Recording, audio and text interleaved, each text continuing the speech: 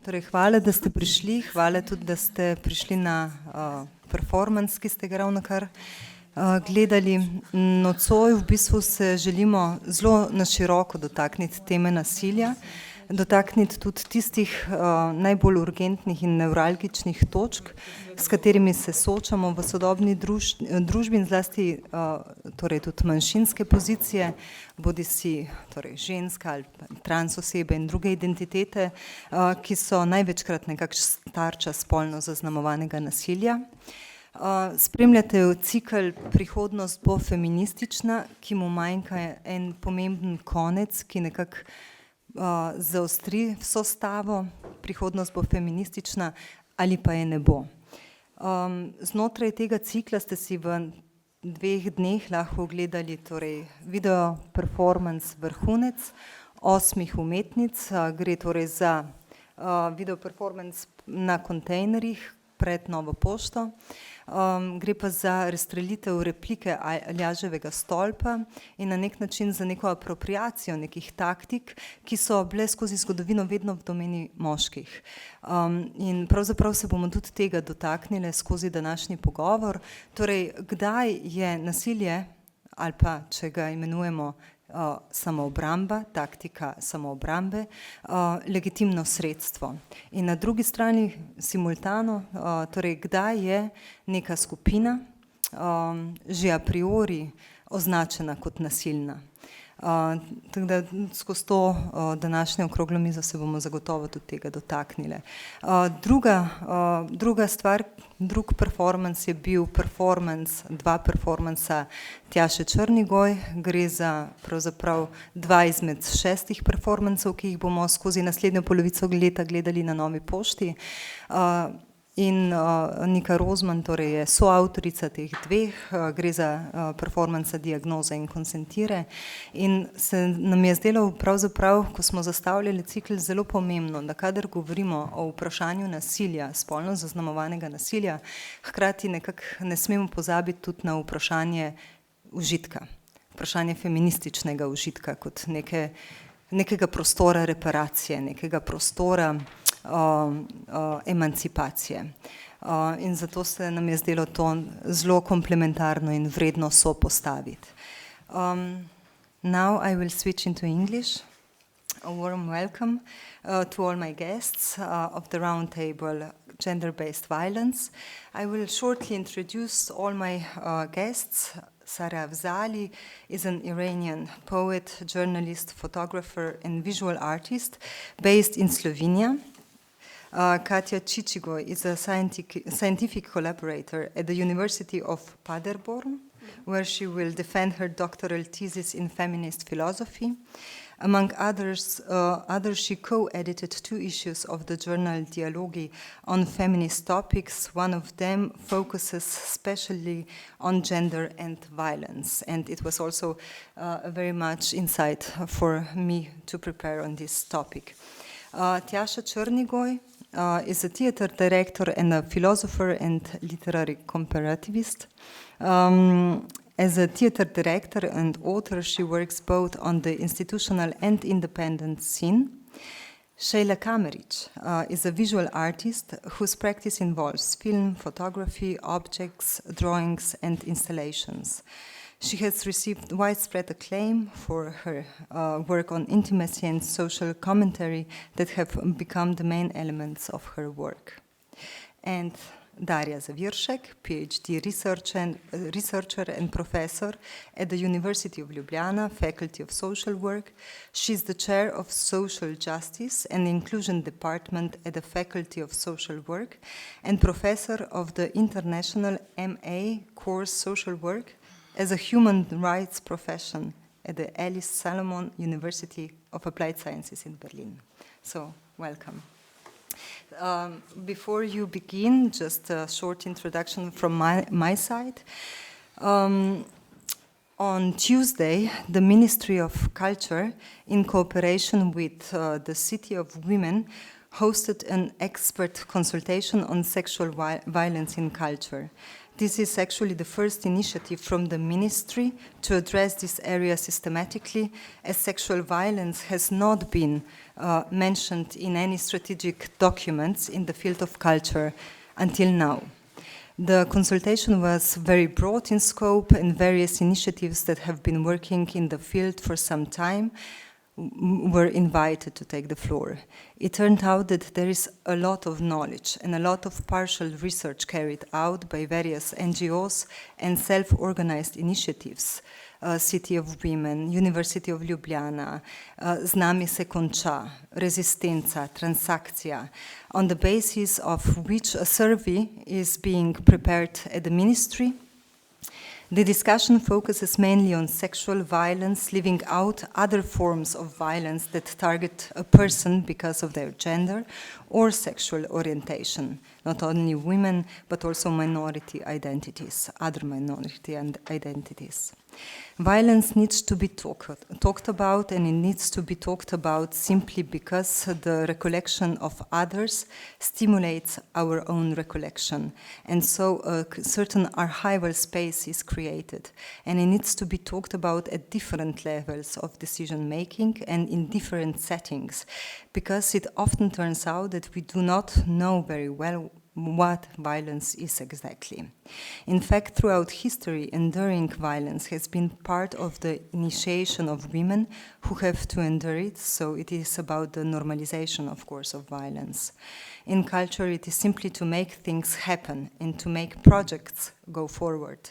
Thus, at the same time as raising awareness, it is also necessary to open up the debate on improving working conditions, on the problem of precarity, which makes us and our bodies much more vulnerable, less fearless, and subject to processes of self-censorship, which are at the same time regulated simply by the fear of falling out of the circle of work and out of the informal network structures that shape the cultural space. Thus, gendered violence is complemented by economic inequality and, above all, often by the stigmatization of the victims. Necessary steps are, as they mentioned at the Ministry of Culture, the reduction of economic inequality, reduction of the risk of poverty, reduction of political segregation. For example, feminist professions are mostly lower paid, at least 21%. Strategic documents in the field, confidential persons, policies on action on sexual violence, safe reporting of violations, etc. Collectivization of care for a non-violent society means, in the field of culture, it is reported that many times people are exposed to sexual violence in the first 3 years of working in the cultural field. During rehearsals, during the working processes, in the presence of witnesses, by teaching staff, with those present doing nothing, not reporting the violence to the competent person, because they would be branded as someone who complicates, because nothing would change, and because of the fear of the losing their job. And how harassment affects the artistic processes. Znami se konča reports on decrease in motivation, negative impact on creativity, negative impact on trust in the team, worse atmosphere in the team. So we have a panel of women who will talk about gender-based violence from very different perspectives. This is just one of them, because we want somehow to open up the topic and think about where and how violence manifests itself. We also want to highlight that violence is always gendered, racialized, and class-determined. So maybe firstly I give the word to Darja Zaviršek, who will also speak about Me Too in Slovenia and in 2018, when somehow it exploded and the initiation of 8th of March started to work and generate the stories in public space. So please. Thank you very much, Alja. Good evening. Thank you for coming. Thank you for having this wonderful performance upstairs. really interesting, and I was moved. I'm also very happy to have the opportunity to sit again with Katja, whom I know, the great translator of Firestone, and I always wanted to meet Šejla because I'm the fan of her wonderful work that came out from the war in Bosnia. So yes, as you said, Alja, I think that violence is part of human behavior. I don't think we will ever get rid of violence. I think that there's absolutely, it's unfortunate, it's part of humanity. I don't have any optimism here. Look at the war in Ukraine, or the Russian invasion of Ukraine, better to say. My friends from Bosnia and Herzegovina, from Kosovo, they just said, they told me about re-traumatization that they experienced after March, when the first stories and narratives about sexual violence in war came out. And it's getting worse, it's not getting better. It didn't stop after a couple of weeks, and we can expect any time that the war will spill over and things like that. So in this way, I'm very pessimistic, but let's focus on our team a little bit. Alja, you mentioned the Me Too movement that we started in Slovenia. We were 4 of us. Irena Šumi and Renata Šribar, Nika Kovač and myself, and then we asked Cosmi Marec to run the online system where women can write their stories, and they did it wonderfully. And Mladina weekly actually helped a lot with popularizing at the beginning. So in the 3rd year of Studi in Ljubljana, so it was 8th of March 2018 when we said let's bring out the slogan, not rože but stories, not bouquets, but not flowers, not bouquets, but stories. And women really started to write. A few men did it too, but only few. Most of the women wrote about heterosexual, gender-based violence, within the heterosexual partnerships. Very few of them wrote about same-sex partnership and violence within it. A few years later, I think it was in 2020, I decided to analyze what are the stories that appeared in Ljubljana, in Slovenia, pardon. And one of the things that struck me mostly was that many stories of women started with a sentence like, I don't know, probably this story is not too heavy to write about it. And there were quite a lot of this kind of sentences. So in one of my articles, I quote one of the women. She said, "This is not the story probably that you looked at." So there was this impression for women, the violence has to be really severe, that it's worth to report or to tell about. So this was, I think, compared to other Me Too movements that I was able to do, my impression was that this is a specificity for Slovenia. So that women actually censored themselves, and they were asking themselves, is it heavy enough to write, to have the permission to write about it? Another thing that I found as very special for Slovenia was that there were no celebrities who would write about the stories of harassment and violence. And so none of the women actually also wrote the names, or they didn't write about their own names and things like that. Although those who were working with the server, Osmi Marec, they were carefully also deleting the things that should be anonymized. But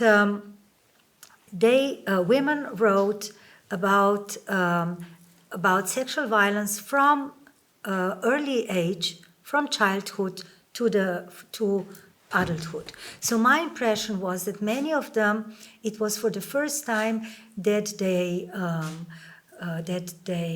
told someone about this, and then I felt probably we have very few spaces where women can tell, also some men can tell about everyday violence or sexual violence they experience in childhood. So and in this book that Sofa published a few months ago, Caroline Emke is a German philosopher, and it's a very, very short book. This was her speech in one of the Berlin theaters. Ja pomeni ja in, ja ist ja und. And in this book, I also have part of the analysis. So, and for me, it was, some of you maybe remember when Slavenka Drakulic came to Slovenia 2018 in Cankarjev Dom, and she said, in Eastern Europe, there is no Me Too. And then I said, yes, we have it. And then I actually collected other experiences from Eastern Europe, because I'm particularly interested in what is happening in post-socialism countries. And then it was this Croatian member of parliament, Lenardi, something like that. It's here in the book. And she stood up once, I think it was in parliament, and she said, it's terrible what is happening in gynecological clinics in Croatia. They are doing the abrasion of uterus without anesthesia to women. And then there were hundreds of women in Croatia who told the same story. So I said, yes, look, the Me Too is happening in Croatia too. And then I told this to my students a few weeks ago, and a Bosnian student said, it's happening in Bosnia and Herzegovina too. It's happening today. The United Nations Committee on Human Rights told Croatia in 2020, I think, or 2021, they should stop this medieval practice. And I don't know if it stopped, but I hope so. And then I looked at Ukraine before the war started, and it was, they were Melnichenko who said, I was raped, and then there were like hundreds of thousands women who wrote about it, and they reported the gang rapes in Ukraine. So groups of men who are particularly fascinated to rape in groups, things like that. And then we can go on and on and on. And yes, I think it is important, especially in traditional contexts, in patriarchal societies like post-socialism societies, and actually, probably, I don't think there are a country without Me Too. Okay, so I think I should stop. We will, of course, return to the rape as a weapon of war and circumstances in Ukraine and also in Bosnia and Herzegovina in 90s. But before that, before going also to Šejla, maybe Katja, you can say something about reproduction as a violence, which you somehow try to wrote in Dialogi. Yes, of course. So specifically about reproductive violence, but I would say in general, Yes, first of all, thank you so much for the invitation. I feel very privileged to be here. Yes, so I wanted to say in relation to any kind of gender-based or gender-related violence, I think this issue of knowing and naming, and this is something that Me Too practices have also achieved, I think, maybe something also where art can contribute, and that is in foregrounding a phenomenon as a kind of systemic kind of violence and not simply a private affair, like a private tragedy or the actions of a deranged, sick individual or something like that. But it's actually to say that's something that has to do with the systemic condition of a certain group of people gendered in a certain way or with a certain kind of gender identity or sexual orientation. So this kind of question of recognizing, I think is really important and something that these movements have been participating in. And also something which I think when this is obstructed, there's been also a lot of backlash, I suppose, also in relation to the Me Too movement, for instance, in France and so on. I think what is happening could also be thought about in terms of epistemic violence. And here I'm thinking about this notion of epistemic injustice from Miranda Fricker, which is also the idea that some subjects, because of their gender or race or class, are systemically disbelieved as subjects of knowledge. And this happens routinely in accounts of rape, domestic violence, obstetric violence. But I think we can also think about this, especially when it's in this on a systemic level, when it's related to practices of silencing. We could also talk about this in terms of epistemic violence, not just injustice. So I wanted to kind of point out that. And yes, in relation to, so I have in my own writing, let's say, I have been mostly focusing on the issue of reproduction and of reproductive violence. And here, again, we can talk about very several terrains or several areas where reproductive violence is occurring, and one has been mentioned already with the maybe closest to us is this example of Croatia that Darja has mentioned, of women starting to talk about obstetric violence and how they are treated and mistreated. Of course, not just women, predominantly women, but any person that is giving birth that can identify in other ways as well, how they are systemically mistreated. And this often is, again, a systemic issue. So what I have encountered thinking about this topic and talking to people and reading about it is that very often the staff in hospitals has this reaction of, we're only trying to help you and to save you and your baby and so on. Often there is not always, of course, there's also sometimes quite willed abuses, but most often it's people doing things without thinking that they are doing any harm. So yes, in a way, going into procedures without asking of consent. And here, precisely obstetric violence is, I think, a field where sexual violence and reproductive violence actually intersect, because often people feel also sexually abused, sometimes with some kind of non-consensual practices. Or their capacity as, again, knowing agents, as subjects who can say what they want, what they think, how they would want their birth to go, or what they feel, they are disrespected in this sense or disbelieved systemically. But this is just, I think, one part of reproductive violence, so the kind of obstetric violence. There is also, I think, an experience of violence and being violated that can happen and can arise in unwanted pregnancies, and of course, especially when they are the result of unwanted, non-consented sex, but not only. So there is a wonderful article that I like very much from Caroline Lundquist about the phenomenology of unwanted pregnancies and how these can be experienced as actually an intrusion, a colonization of a foreign entity, although of course it's so any pregnancy is experienced in a different way. But why I'm highlighting this is because in the feminist discourse, a lot of these kind of phenomenologies of pregnancy and how pregnancy tends to be talked about is tended to be in terms of enjoyment, pleasure, and this kind of undefined boundary between the person who is gestating and the fetus.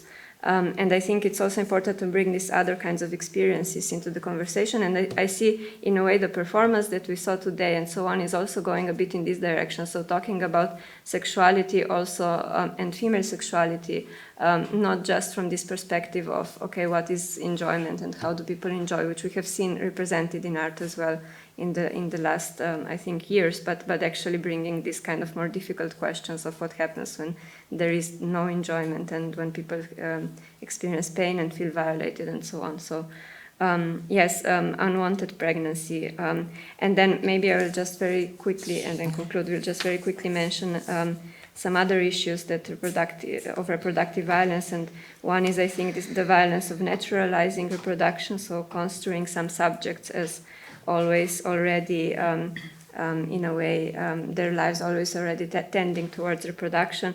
But then the other side of that is, if that is a kind of biopolitical framing of certain subjects with uteri, then the other side is the necropolitical framing of some subjects as denying them reproduction. And this has been the case with Black women, migrant women, women without citizenship status in the United States, but I think in different ways elsewhere with eugenic practices that kind of hinder reproduction. And then just to throw there at the end a maybe provocative idea is, I think, the question if we can talk about or think about abortion in terms of a certain kind of necessary violence. This is how Donna Haraway wants to think about it. So also as terminating life, but without being pro-life. So in the sense that violence is sometimes necessary. And here, I think this links to the issue that you also pointed to, this kind of question of when is violence legitimate? Can we think about legitimate violence, counter-violence, and what kind of effect on the self this has on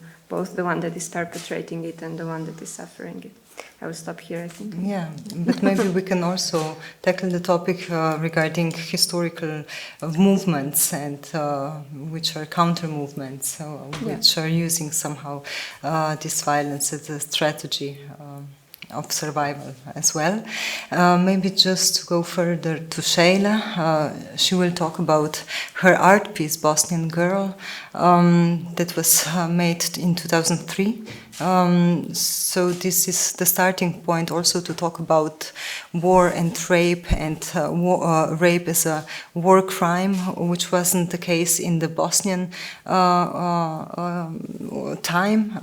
Maybe now the circumstances in Ukraine, because they're somehow they managed to speak about, they managed to remember. It's a different situation. Maybe you can talk about these differences and what was in 90s like, and maybe, of course, about your art piece. Thank you for inviting me to participate and to talk to you today and to talk about very important topics that we all mentioned before. I come back to the Bosnian Girl and rape as a weapon of war. I'll connect to what you just talked about, necessary violence, and I've been working now on a selective abortions, on the topic of the selective abortions in Montenegro, where abortions based on gender are happening, and that's again a topic which is very complex in terms of violating and violence against not only unborn females, but also the ones who are, because of the social context in which they live, and patriarchy and history, they are forced and they live in a society where they proceed the abortion based on a gender, which I think it's also something that is very much a big issue that needs to be discussed. To come back to the 90s and to maybe a reason why he invited me to speak in the first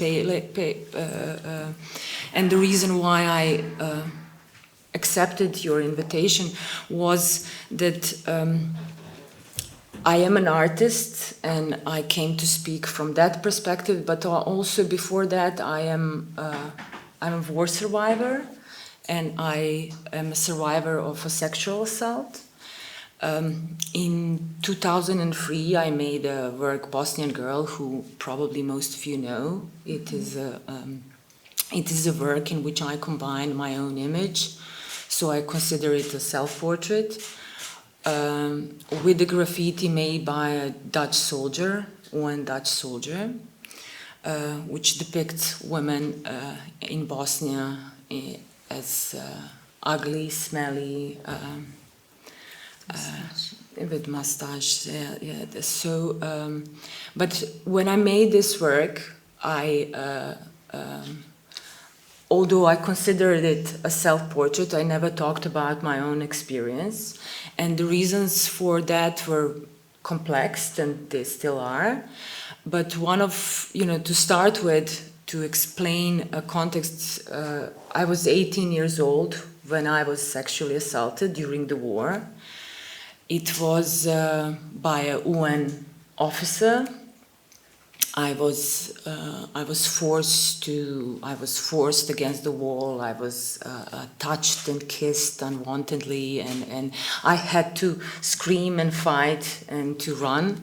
And a few months later, it happened again, and I had to again fight for and run out of the moving vehicle, to run and scream and fight again.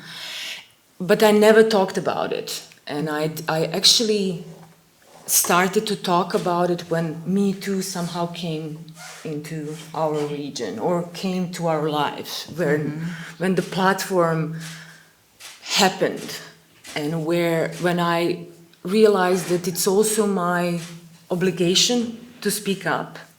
Because in the moment when I made the work, I knew, or I didn't know, but I felt that it shouldn't be me who speaks about my own experience, because it wasn't so severe. Around me in Bosnia, such horrible things were happening, and the rape was used in genocide, in ethnic cleansing, as it was a weapon of war. But again, to speak about the context, not about the violence which is expected in the war. In the 90s, the sexual violence was expected and normal in every society, not just in the war. Mm-hmm. And rape was not a war crime. As we know, it only, in a way, later, thanks to the Bosnian and Rwanda, it became recognized and prosecuted as a war crime. But also, rape was just a rape. An attempt was nothing. So there was nothing to talk about. And in the same time, because it was a collective experience and such a severe trauma, it needed to be addressed as a collective. So somehow I felt, although I didn't know how to articulate that with the words, and again didn't have a platform in which I could share that, it was through intuitive artistic approach where I decided and made a deliberate decision that I should put my own image, which would become an image of any woman who experienced any kind of violence. And what maybe was a big success in a way, and why this work still lives on and still has a big impact, is because it was through unspoken means. It connected women in a way that it should be. So, for example, like the biggest honor for me was when I made this work, when I went into the public with it, because it was made as a public project or public initiative, in the times where there were no social media, I went on the streets. It was a poster campaign on the streets in the public space, but also in the magazines as a magazine ad with the postcards. A shared image, so in a way it was out there in the public and it went viral before the social media. So it without collaborating or without talking to them, women from Srebrenica, from different organizations, mothers from Srebrenica, women from Srebrenica, took the poster and carried it with them in Den Haag on protest and kept on identifying with this image. And that was what I talked about in this collective need to collectively speak up without being in particular about particular pain or harm that was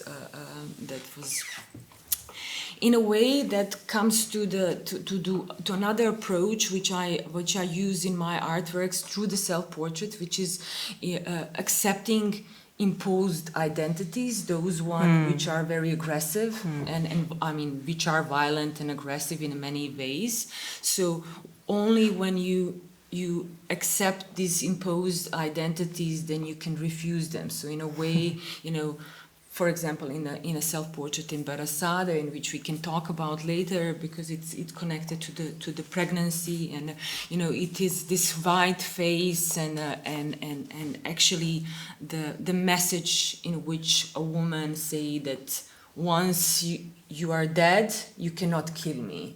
And that is something that I think it's approach to unlearn the violence that we accepted and the violence that is normal and will always happen around us. But how we can unlearn and kill that as an idea that it is normal to be violent. Thank you for now. We will also come back to that, but maybe go further to Sara Afzali.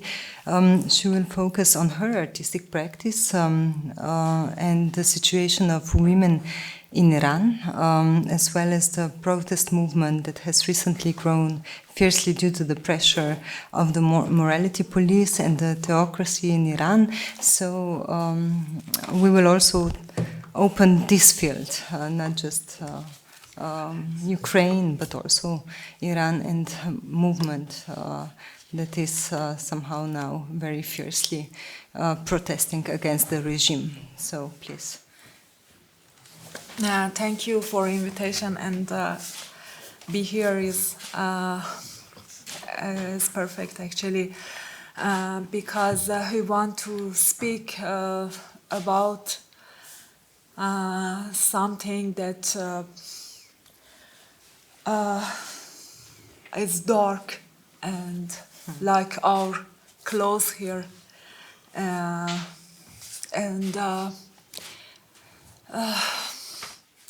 I start with in the name of woman, in the name of love, life, and in the name of freedom, this progressive slogan of Iranian movement right now, Zan, Zendagi, Azadi, means woman, life, freedom.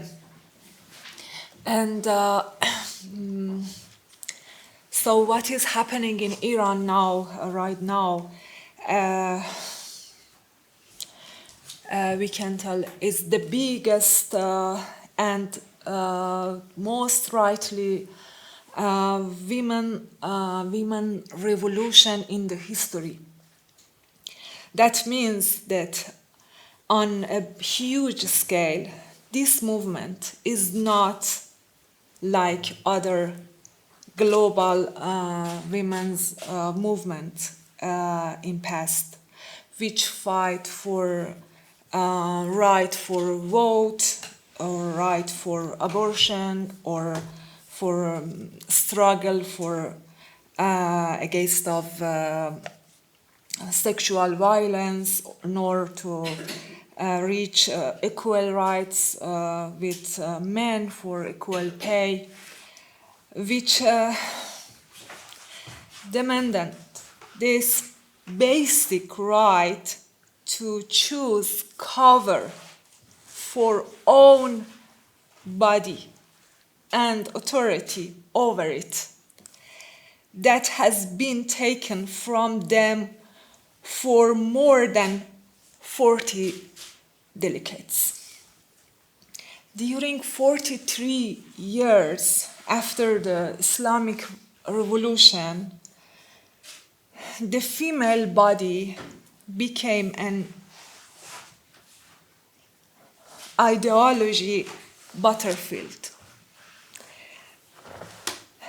Sorry, it's a bit sad, it's a bit hard speaking about that, because my whole of life was covered with this ideology and violence from Islamic regime, and what is watching word now of this struggle and this violence, this movement is just a part of a short story that your world is watching, that we endure it. And it's like cancer. You should have cancer that you can understand who has cancer. And just women over that this huge problem can understand it. So explaining about that is not easy. And maybe after many years, maybe history will, people will in future, they will speak about that, and they will, many books, many articles, many films, movies, everything that can explain what happened in these 43 years for women with Islamic regime. That's another point I want to bold it now is they made us first. They started censorship, and they made us as us means women. Their own censor for our censor. That means first we started to cover and censor ourselves before them, because we knew if we go out, if we show our body, if we spoke about some part of body like breast, like leg, like neck, in our book, in our articles, they will censor it. So we started to remove our word. And we became our censor. And now, with this movement that happened, everybody knows, with Mahsa Amini death, was the last drop of this glass came out, explode. And now, Z generation means my daughter generation, after 2000. They have many information around the world because of medias, social medias. They couldn't stand this. I, as a woman, was born after the last of 70s, after revolution, that we grew up in war between Iran and Iraq, 8 years. And during Ayatollah time, that dictatorship, totalitarianism, sorry. And so what happened? We became so weak. We didn't have enough language for speaking about that. We became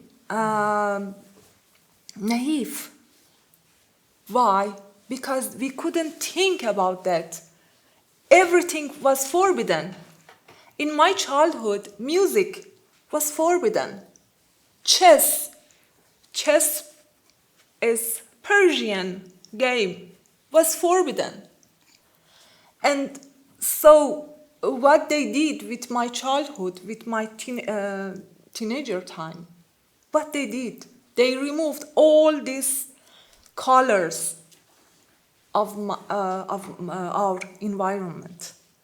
So now, when I became mother, I didn't limit my daughter. You can fight for your right, because my parents and their background, they limited us because they were scared. But I'm not scared. I want my daughter brave. So in my performance that you see there, that is chador. Chador, in my town, I had to use, because curve of our body, curve, couldn't show. And I brought this chador with myself to Slovenia when I got married with a Slovenian guy 4 years ago. I brought with myself here in West, in this freedom, that I never forget what dictatorship did with me.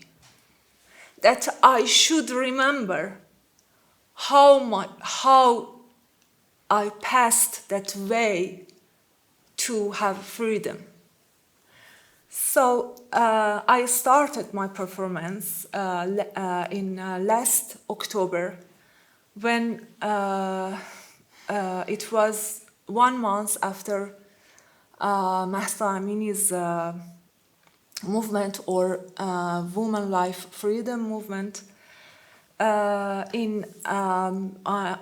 Megalesler. And so we can, I did short it for 4 minutes. And that you will see that photos on the wall are some girls murdered with Islamic regime in this period, in this movement. I chose 5 of them, and they are very young. 3 of them are teenager, 15, 16, and 17 years old.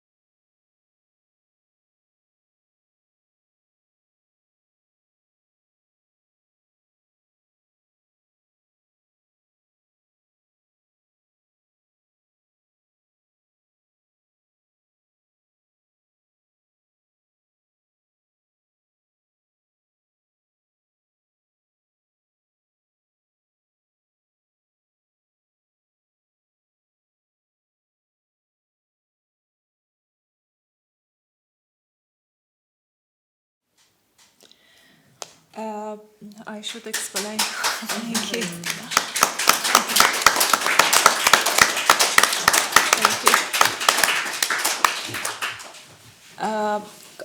Actually, cutting hair in a part of our culture is mourning. And after Mahsa Amini's death, some women in Kurdistan started, because Mahsa Amini was Kurdish Iranian girl, they started to cut their hair because it's it's mourning for, it was mourning for her. And after that, this movement grew up, and even after that in Turkey, and after that in another countries too, and many celebrities, actors, and politicians in some parliaments like Sweden, Belgium, Italy, they joined to this.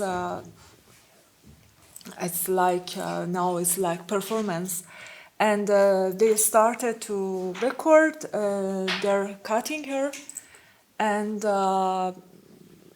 send to social medias.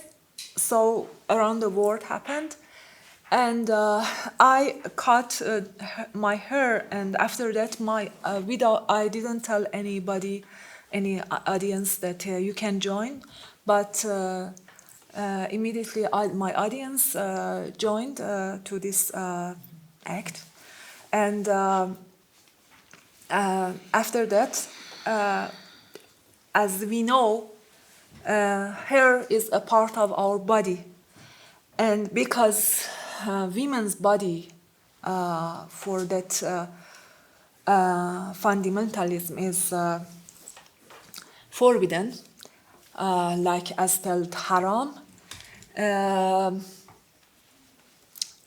So my hair is forbidden. I gave my hair to that girls, a part of my body, to that girls who murdered. So that was my main message, that my body, I'm alive, but if it's obvious that I'm alive, you are dead, but a part of my body is for you. So you have a part of my body means I'm not alive, I'm not dead, you are not alive, you are not dead. And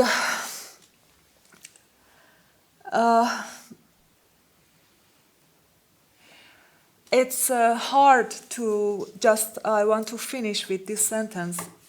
It's now we are speaking about Me Too movement, but now I have to speak just about our basic natural right as a woman that I didn't have in my whole of life. Thank you. Thank you.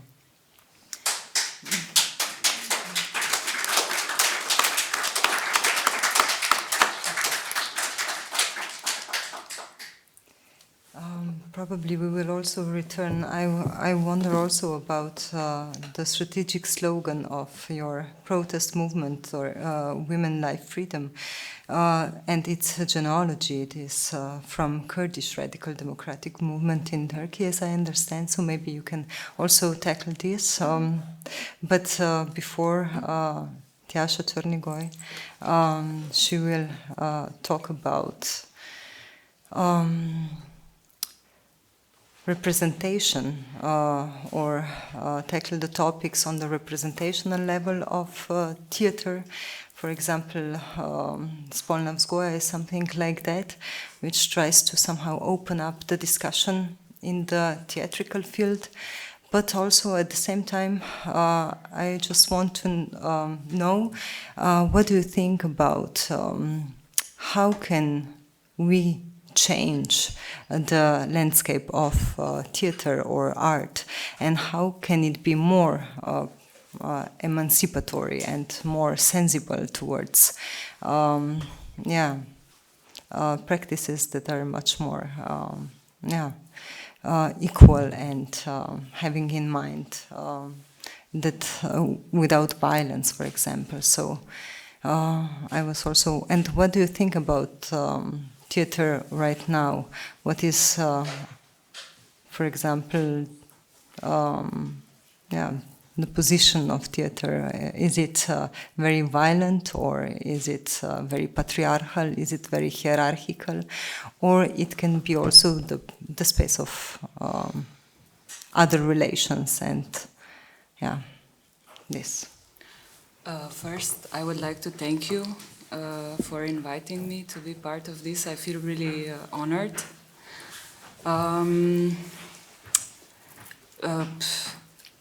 I think that theater is a very very patriarchal and very. I mean, I'm talking about this our scene. Let's call it like this. As far as I know it, as far as I've experienced it, I think it's very very patriarchal, very hierarchical.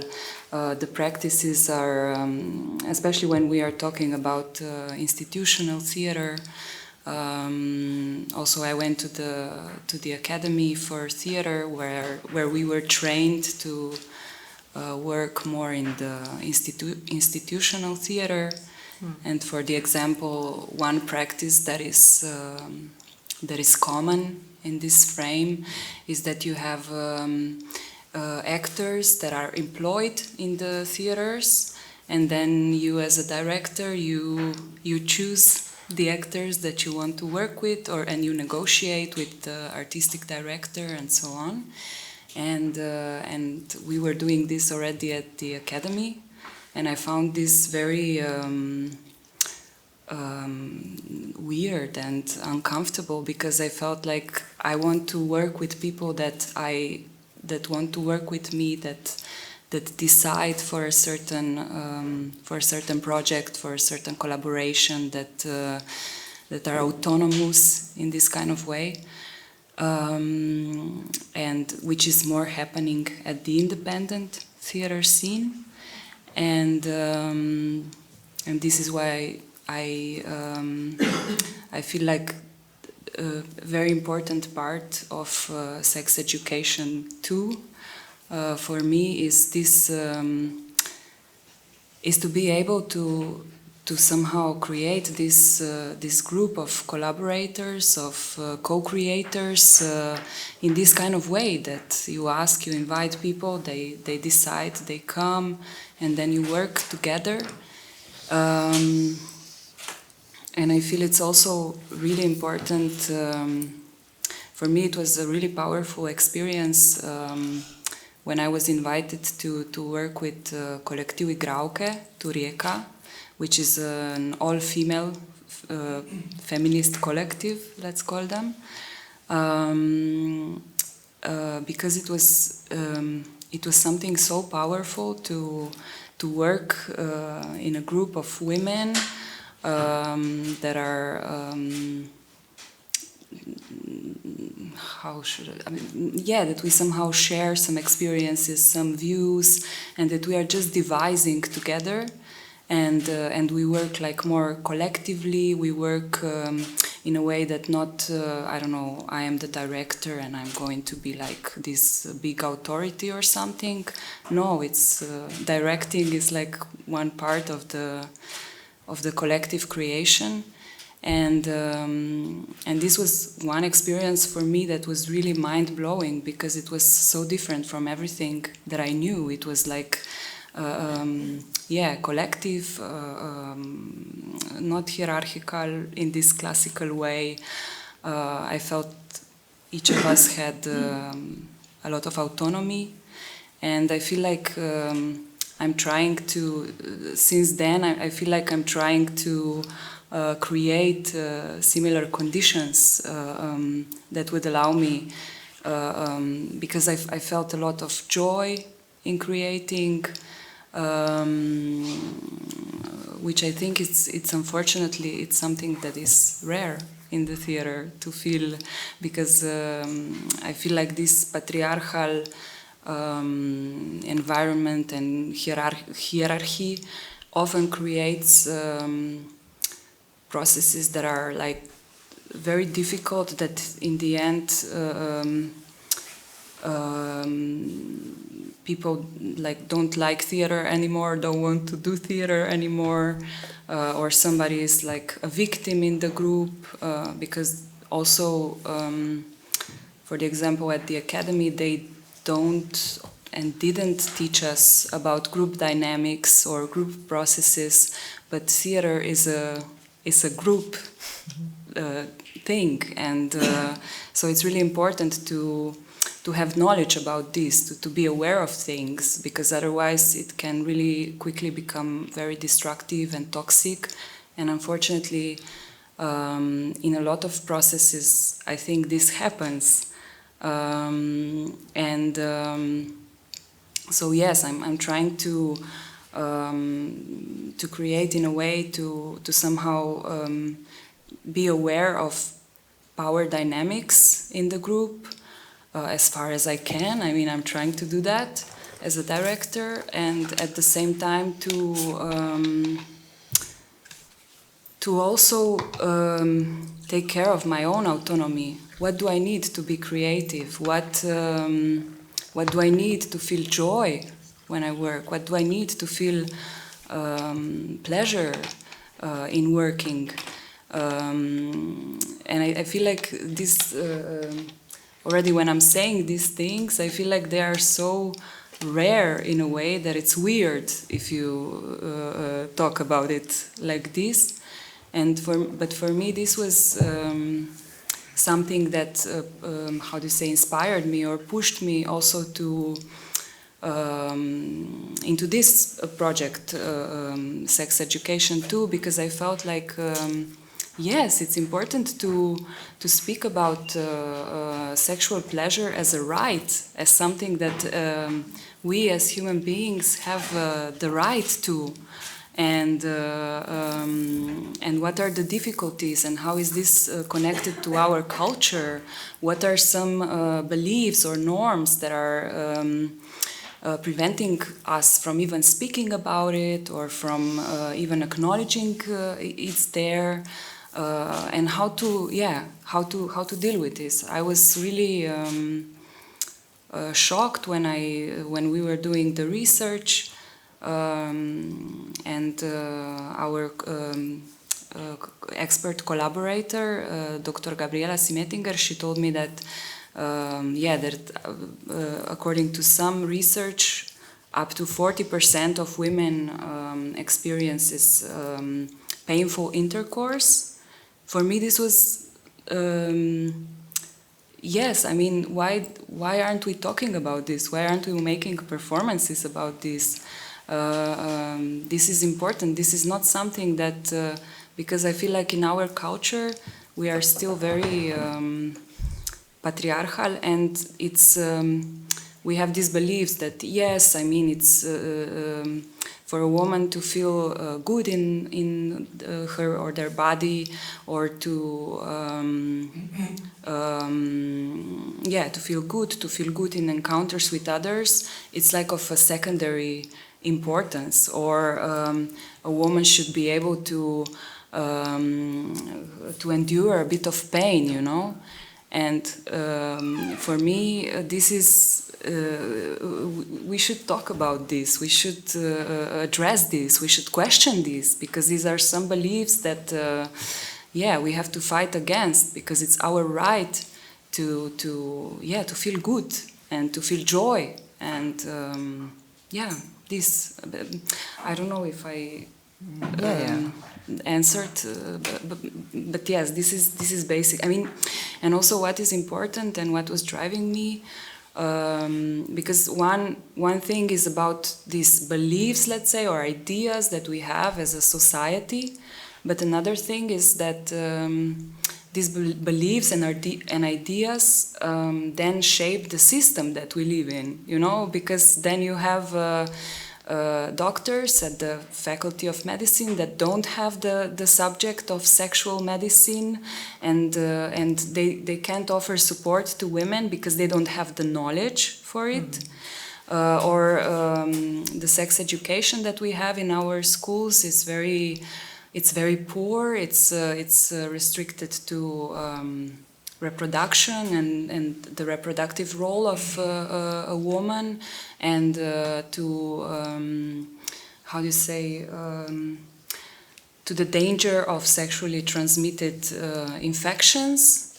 And that's it, you know. And one of our interviewees said that nobody taught her how to have sex.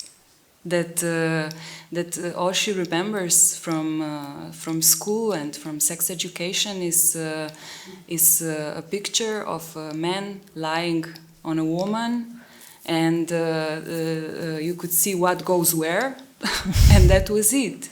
And it was nothing about what happens, I don't know, before, so that, I don't know, or after, or around this, or whatever. And yes, and she said that she feels that it's really important to tell girls in sex education that they don't owe anything to anybody.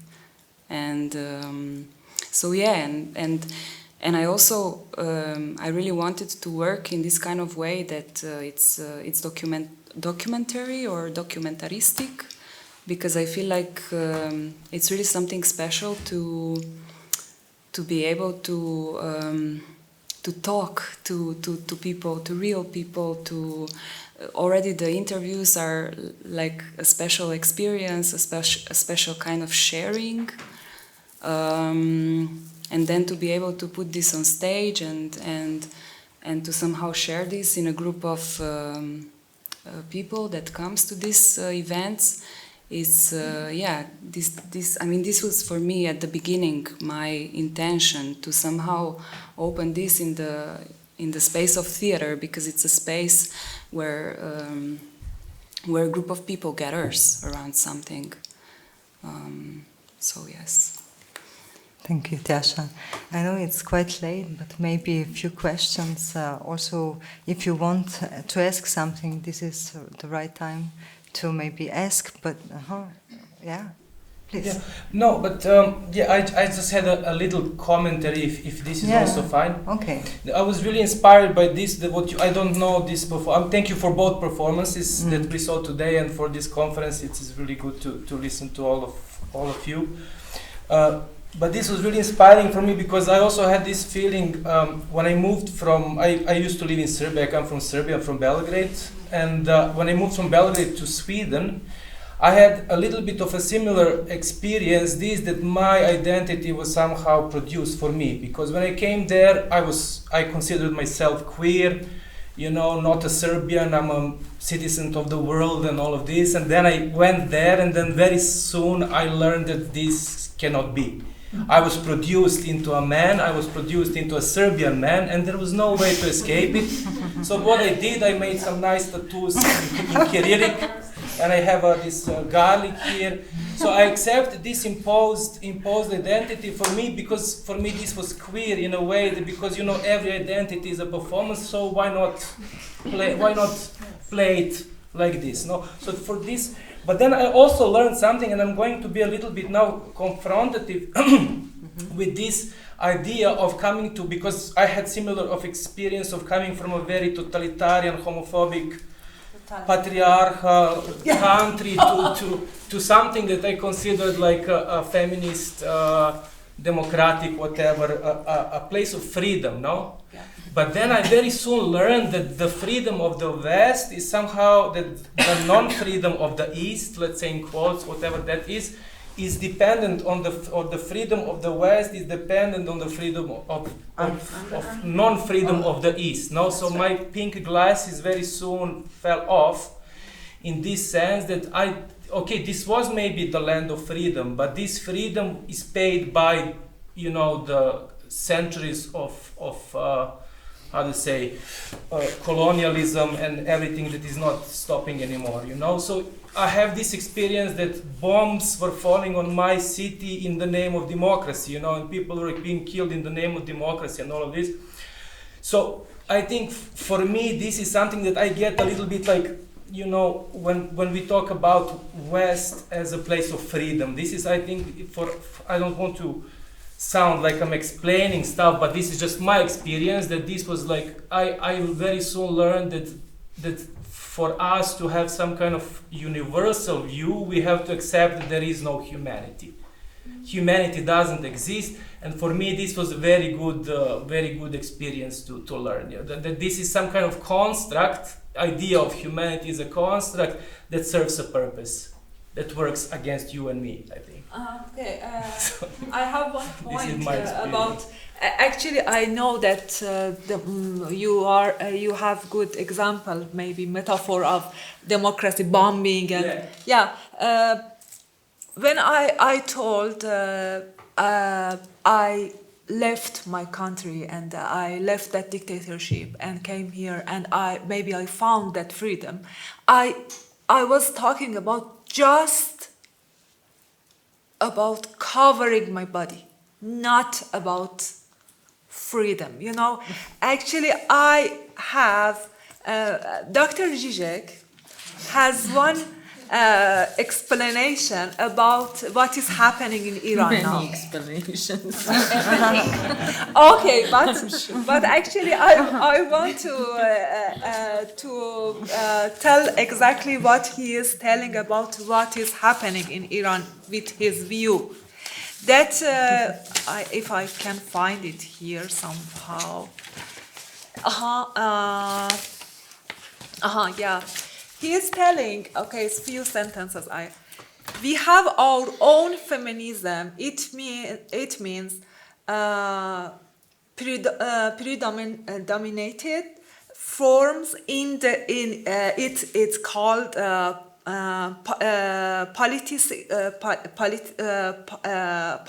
specialist correct Me Too specialty. Me Too, where it is clear that mostly attract and mobilize middle class or upper class. We mean it solidity them to assert their specific identity, mostly including opposing men, while your means Iranian is talking about with us. Your struggle in Iran, it's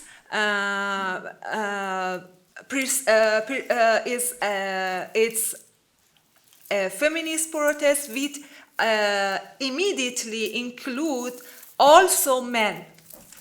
Why immediately? Because when his explanation is like that, Me Too maybe it's just for feminism, okay? But if you are talking about that struggle, that slogan has that slogan, woman, life, freedom, that has history.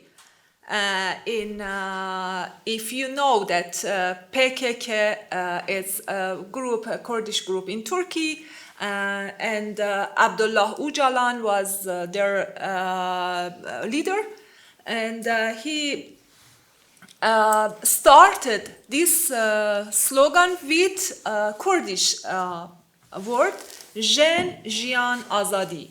Zan, Zendegi, Azadi, woman, life, freedom. Why? Because he wanted to tell women, if we don't have strong women, so we can't fight against to reach our freedom. So after that, Kobani in Syria, against of ISIS, they started with this slogan, because many women as fighters were joining to fight against of ISIS. So Mahsa Amini was Kurdish girl. They started again with this. But we want to tell one society, okay, community, society, culture, world, can't reach freedom if women can't have their own freedom, their natural, their basic freedom. So this was my point. Not about, we know all universe doesn't have enough freedom. We all limited. But now we are talking about just my body, just my hair. Yes, please, Darja. Yeah. Yeah, I think that this round shows that different places have different fights, and different women and different individual women and women and collectives have different fights, and in different times there are different fights. I mean, I'm amazed by Iranian women, of course, and men, but especially women, because they are coming and fighting with their bodies. You wrote your claim on your body, and Šejla used her body to show. I think that this is still a fascinating work. I think because I think you did so many things in one image, which is not only that you put yourself into this shaming of the Dutch soldiers, but I think you showed that we are tending to see this, the bad guys and the good guys. So the bad guys are raping, the good guys are protecting. No, it's not like that. And in wars, you have all sorts of transgressions, and at the end of the war, we will see more rape, let's say, within Ukrainian society, because always the threshold of violence becomes higher in crisis situations, and also in Iran. I mean, there are moments when women and men and other gender are fighting together, but very often after revolutions, you have the situations that women disappear from the public sphere, or they are again raped and disciplined and violated and things like that. So I think, and I think it's fascinating that, Tjaša, you are trying to somehow reach the possibility, somehow to open the space for another collaboration, more equal.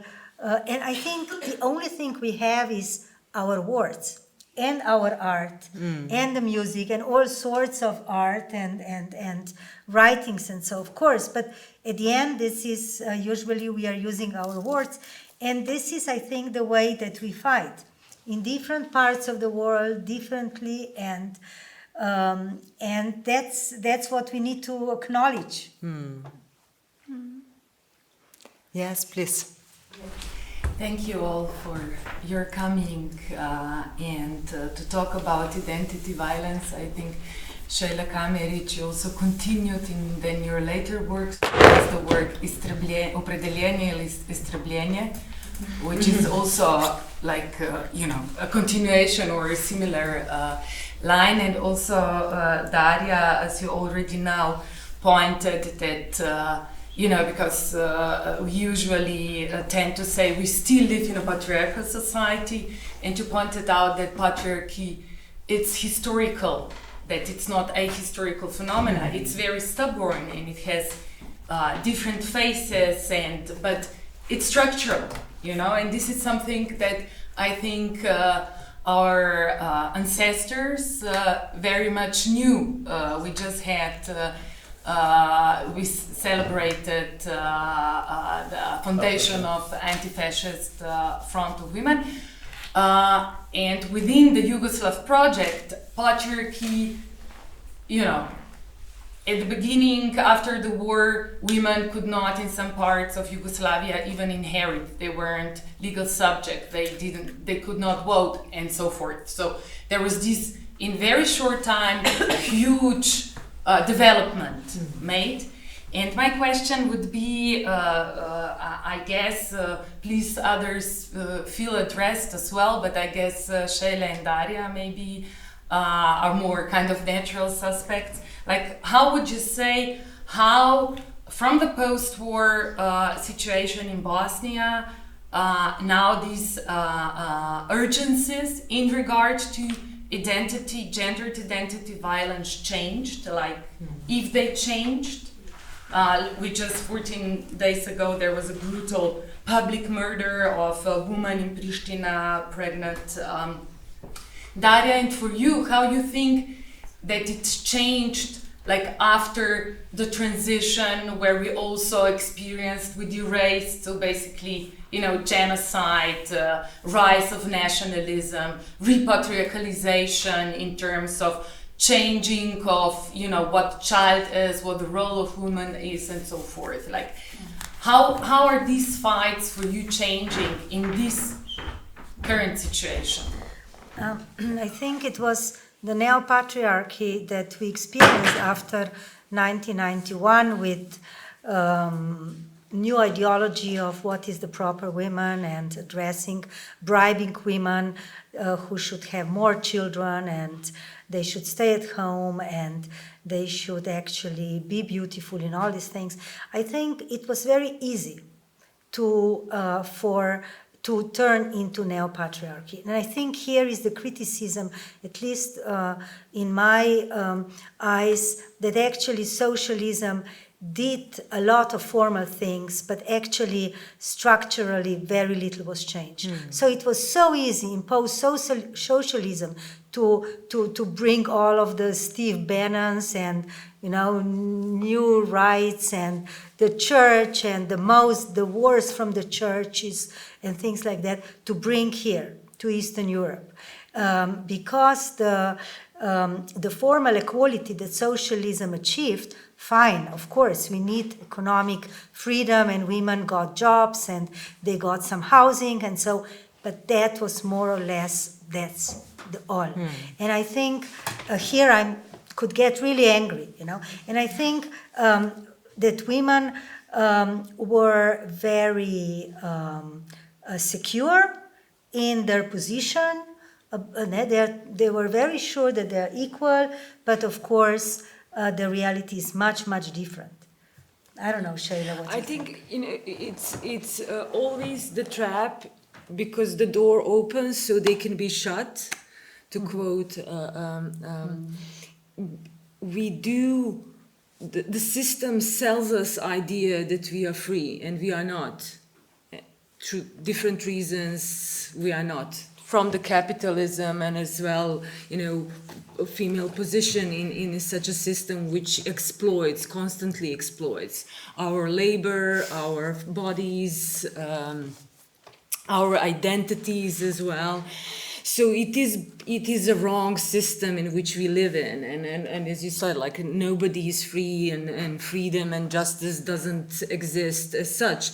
But do we aim to have this ideal world? Is there a heaven? You know, like can we imagine it, and can we imagine something more equal than we have? I think it's important to point out these things and to talk about the past and our experience, and to come back to the reasons why I accepted this and why I talked about my own experience, was also to talk, to take active role in which artist is not just someone who observes and imagines, but rather is, through the art that we produce and through our role as an artist, as human beings, we are active part of society.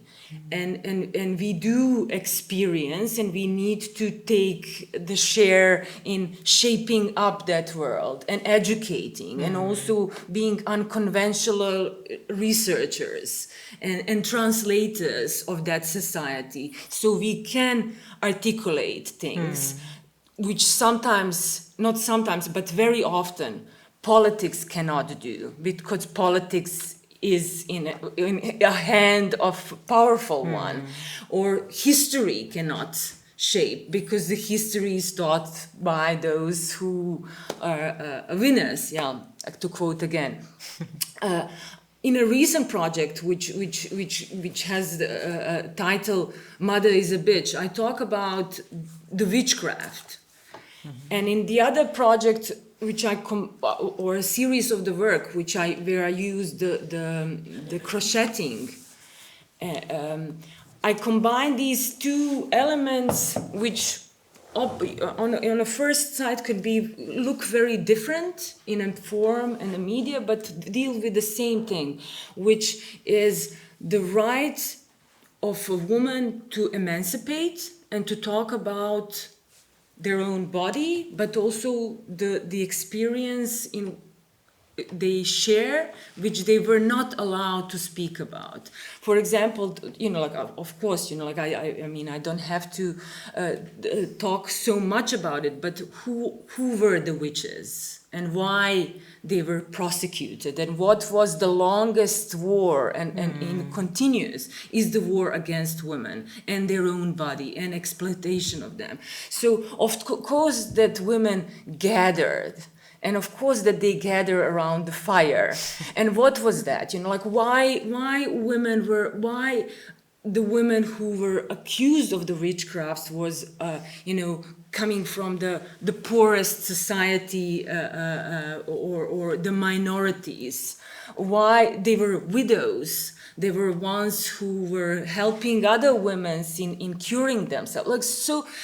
But again, to take the other series, what I did with the labor and the handcraft, women actually invented decorations so they could gather and do something which is useful, which had as an excuse to share and to buy the time to creatively express because they couldn't.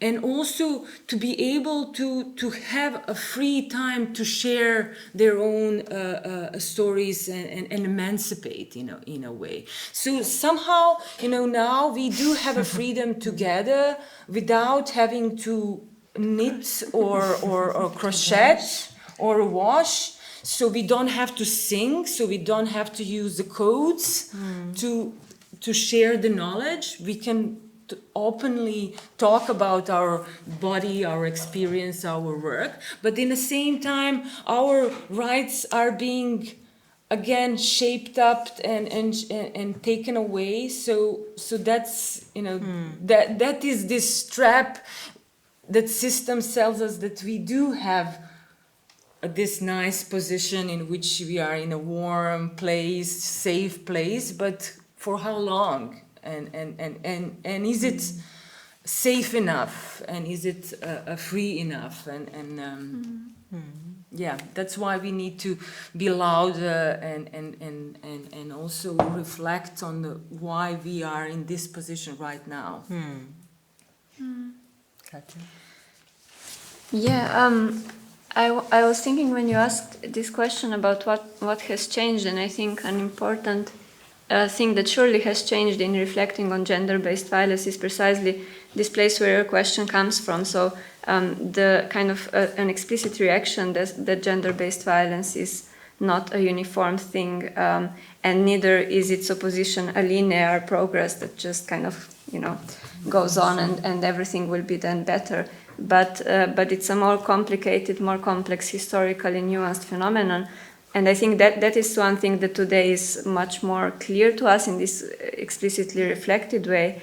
And that also it doesn't tackle just women. We were mostly talking about women, but so who is not sitting here now and who cannot talk in their own name is people who maybe have experienced or thought about, or maybe more explicitly thought about. I mean, I don't know, but of course you as that well. But I mean, people who have experienced gender-based violence because they are of a non-binary or a transgender identity, or they are not of a heterosexual sexual orientation. So I think this is, and these kind of questions tend to be sometimes from a part of the left dismissed as kind of identity politics that's, very superfluous, but actually these are very structural forms of oppression.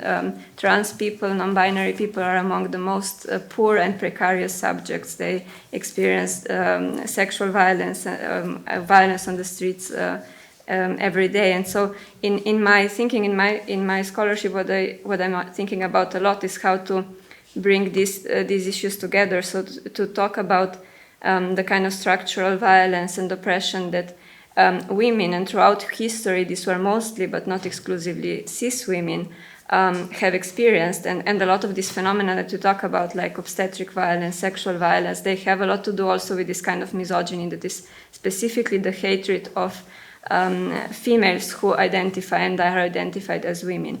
But there is also this kind of other forms of gender-based violence that are related to it, that have some structural similarities and some differences and some specificities. And so, I don't know, to come back to this issue of naming and knowing that I opened at the beginning, I think, for instance, in relation to femicide, to this notion that you also opened with when you talked about the Montenegro and these selective gender selective abortions, or when we talk about femicide in the context of domestic violence, we mostly do talk about females who are identified as women.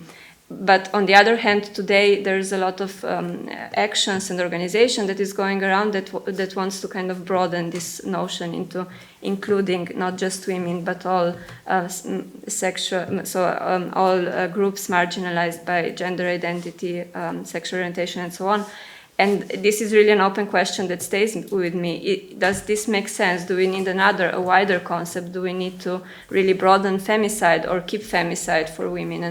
And I know this sounds like a very kind of abstract, theoretical question. It doesn't matter maybe in this, but I think it really matters in the sense that it shapes how we think about phenomena and what we understand as things that are going on that are structural and systemic, and not just, like I said, like just kind of individual problems and so on. So yes, this kind of question of how do we find the right concepts to think about certain forms of violence and oppression while trying to, let's say, respect this kind of awareness that these phenomena are specific historically and complicated by race, by gender identity, by sexual orientation, and so on. And at the same time, honoring the fact that there's also a whole history of feminist fights against a very specific form of misogyny that is, let's say, violence against women, mostly females. And these kind of examples like gender or sex selective abortion actually are one example of this.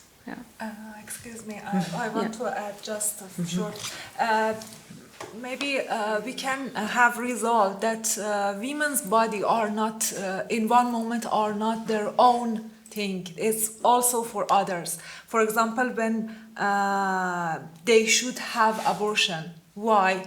Because in that time, in that moment, their body is not just for themselves. Also is for others, for men, for society, for that culture, everything. And when they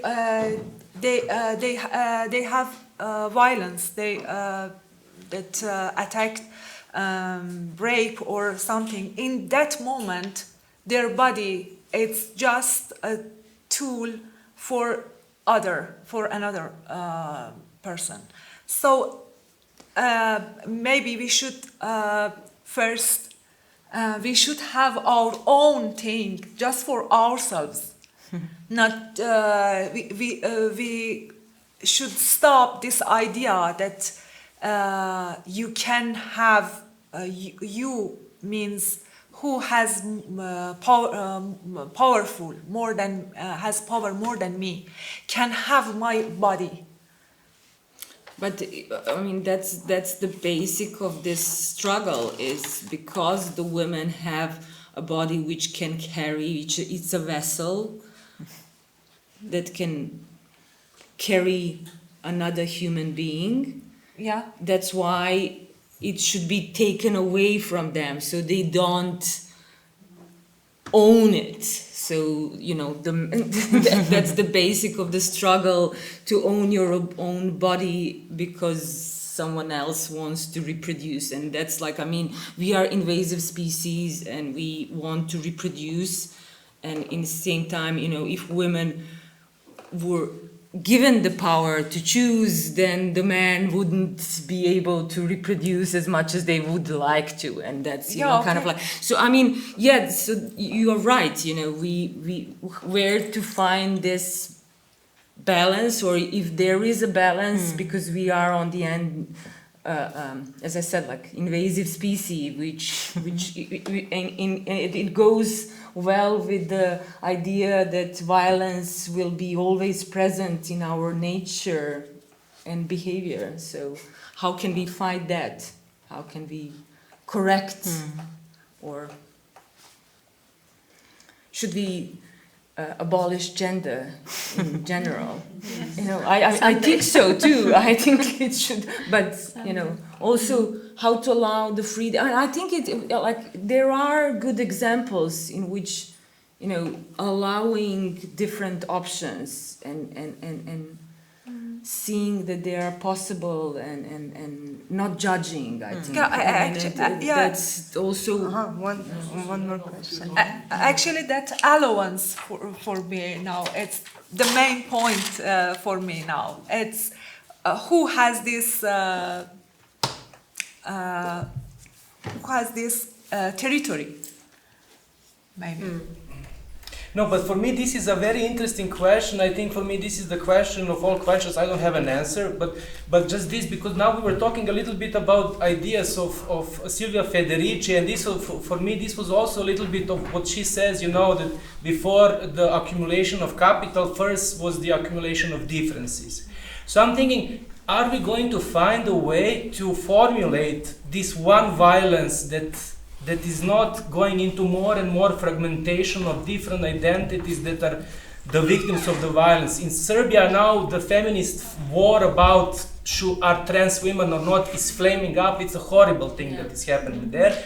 And you know, why would you, however you call it, some people are getting hurt, you know? And you know, I don't have an answer, but it would be beautiful if we could formulate a narrative that could include this, you know. It's also like, I mean, sorry, I interrupt you. No, there was one more thing, but I lost it. So sorry, but you there was a moment in which you mentioned about the re-traumatization of what happens now in Ukraine, and I think that's interesting point, because the aggression of the war is like a tornado which just spins and catch everything around it, and it was the most painful and traumatizing thing for me when the aggression of Russia started now again, because the war was already happening, but when the new aggression became in act, that you saw the violence and violent behavior happening among people who pretended not to be violent or thought that they are liberal, pacifistic people on the West who think that they know better and that can judge black and white and there is no gray, and all of a sudden there are, you know, it's like this fusion of which was very painful to see, because it was promoting violence in a way which is very dangerous, because then one group decide that they have more right to judge. And that's also something that I think it's connected to the violence that we speak up now.